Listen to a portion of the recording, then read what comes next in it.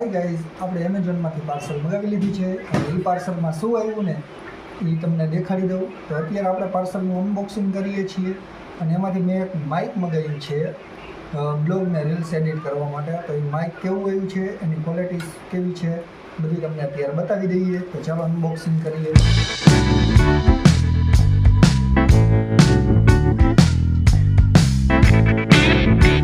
તો એ માઇક છે ગ્રેનારો કંપનીનું માઇક છે. હવે એનું પ્રોપરલી અનબોક્સિંગ આપણે કરીએ.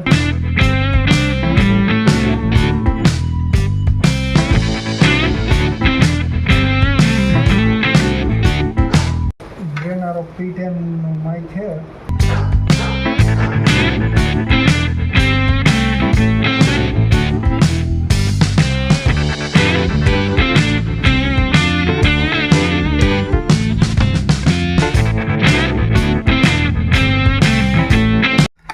તમને ચેક કરીને અને પછી આના રિવ્યૂ દઈશ કે આ કેવું માઇક છે. તો આ છે ગ્રેનારોનું માઇક જે આપણે બપોરે પાર્સલ આવી ગયું હતું એ. તો હવે આનું પ્રોપર બપોરે તો આપણે અનબોક્સિંગ કરીને તમને બતાવી દીધું હતું, અને હવે આનો લાઈવ રિવ્યૂ આપણે કરવાના છીએ. તો અત્યારે હું જે બોલું છું ને એ ડાયરેક્ટ મોબાઈલના માઇકમાંથી રેકોર્ડિંગ થાય છે. પણ હવે આને ઓપન કરશું, આની અંદર શું શું આવે છે, પછી એને આપણે કનેક્ટ કરશું આ મોબાઈલ સાથે, અને કેવી રીતે આપણે બોલીએ છીએ, કેવો અવાજ રેકોર્ડિંગ થાય છે, તો એ તમને સમજાવશું આપણે. તો આ પ્રોપર ગ્રેનારોનું બોક્સ આવું હોય છે. તો હવે હું થોડોક કેમેરો નજીક લઈ લઉં, પછી તમને એક અલગ એંગલથી એને બતાવવાની ટ્રાય કરું છું. તો પહેલાં બોક્સને ઓપન કરતાં આવું કાંઈક અંદરથી જોવા મળશે. આ એક ગ્રેનારોની ડબ્બી પહેલાં જોવા મળશે, અને એને આપણે અત્યારે સાઈડમાં રાખી દઈએ. પછી અંદર શું શું મળે છે એ તમને બતાવી દઉં. એની અંદર એક આવું બોક્સ મળે છે જેમાં ચાર્જિંગ કેબલ હશે. અત્યારે એની અંદર એક ચાર્જિંગ કેબલ છે અને એક છે આઈફોનને કનેક્ટ કરવા માટેની પિન. આ છે ચાર્જિંગ કેબલ. તો આ ચાર્જિંગ કેબલમાં ડબલ પિનવાળો છે, બંને માઇક સાથે ચાર્જિંગ થઈ શકે ને એવો છે. આમાં આપણે જોઈએ તો ડબ્બીમાં મળશે એક રિસીવર અને બે મળશે આવા ટ્રાન્સમીટર માઇક. બે આવા માઇક મળશે અને એક આવું રિસીવર મળશે. તો ડબ્બીને અત્યારે રાખી દઈએ સાઈડમાં. અને એક આવું વોરંટી કાર્ડ આવે છે, અને આવું એક યુઝર મેન્યુઅલ આવે છે. તો ચાલો ફટાફટ વાર ન લગાડીએ અને આપણે આ માઇકને ટેસ્ટિંગ કરી લઈએ કે આમાં કેવો વોઇસ સાઉન્ડ ક્વોલિટી આવે છે. સાઉન્ડ ક્વોલિટી માટે પહેલાં આપણે લાઈવ તમને આમાં જ આપણે બતાવી. તો પહેલાં હું આને કનેક્ટ કરી લઉં, કનેક્ટ કરીને તમને મળું. તો જો ચાલુ કરતા જ ડબ્બી મોબાઈલમાં કનેક્ટ થઈ ગઈ છે. તો અહીંયા બ્લુ લાઇટ આવી ગઈ હશે, તમને દેખાતી જ હશે. તો આ બ્લુ લાઇટ આવી ગઈ એટલે માઇક થઈ ગયું કનેક્ટ. તો અત્યારે હું જે હવે બોલતો હોઈશ ને એ બધું તમારે એમાં આવતું હશે. તો અત્યારે જો મારો અવાજ જે આવતો હશે ને એ આમાં જ આવતો હશે. તો હવે હું પહેલાં મારે અહીંયા પંખા ચાલુ કરી નાખું, પછી તમને નોઇસ રેડ્યુશનનું કહું કે કેવો અવાજ આવે. પંખો ચાલુ કર. તો અત્યારે જો આ નોઇસ રેડ્યુશન વિનાનું છે, બરાબર. અત્યારે જે તમને અવાજ આવતો હશે નોઇસ રેડ્યુશન વિના ડાયરેક્ટ સીધું સાદું સિમ્પલ માઇકમાંથી આવતો હશે.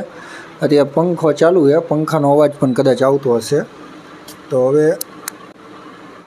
એક દબાવ્યું ને એટલે વન લેવલ ઉપર સેટ થયું, તમે જોઈ શકો. એટલે અહીંયા જો આ નોઇસ રેડ્યુશનની લાઇટ ચાલુ થઈ ગઈ છે, બરાબર. અને અત્યારે હવે જે અવાજ આવતો હોય છે ને એમાં કેટલો ફારફેર થયો એની તમને ખબર પડી ગઈ હશે. અને હવે આને લેવલ 2 ઉપર આપણે સેટ કરી. તો અત્યારે હવે જે અવાજ આવતો હોય છે એની લેવલ 2નો અવાજ આવતો હોય છે. તો આમાં કેટલો ફેર છે, ઓમાં કેટલો ફેર છે એ હવે તમને ખબર હશે. અત્યારે તમે વિડીયો જોવો, મને કાંઈ અંદાજો છે નહીં.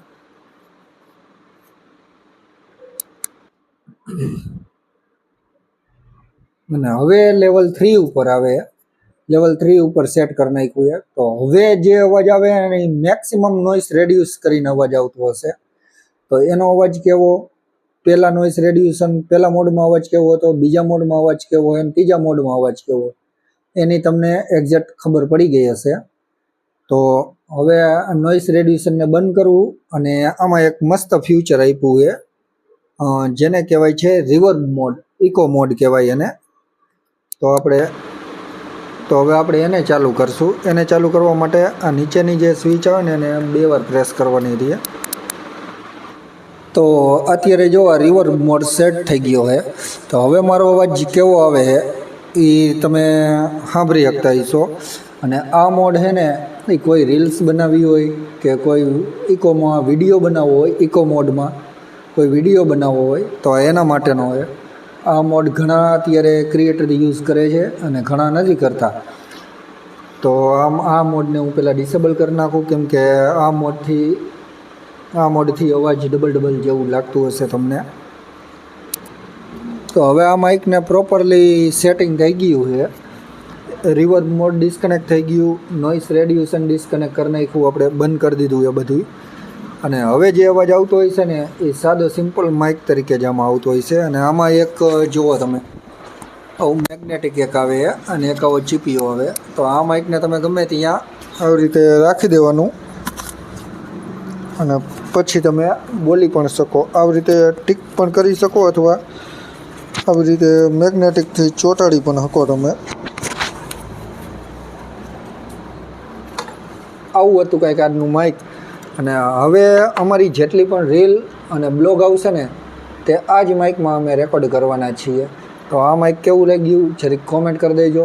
અને આ માઇકની રહી બજેટની વાત, તો બજેટ માટે તમે નીચે લિંક આપી હશે, એ લિંકમાંથી ક્લિક કરીને પણ તમે ખરીદી કરી શકશો. ગ્રેનારો P10 માઇકનું નામ છે. તો તમે ડાયરેક્ટ એમેઝોન ઉપરથી પણ ખરીદી કરી શકો. અને આપણા ડિસ્ક્રિપ્શનમાં લિંકે આપેલી હશે, તો એ લિંક ઉપરથી પણ તમે ખરીદી કરી શકશો. તો ચાલો, બાય બાય.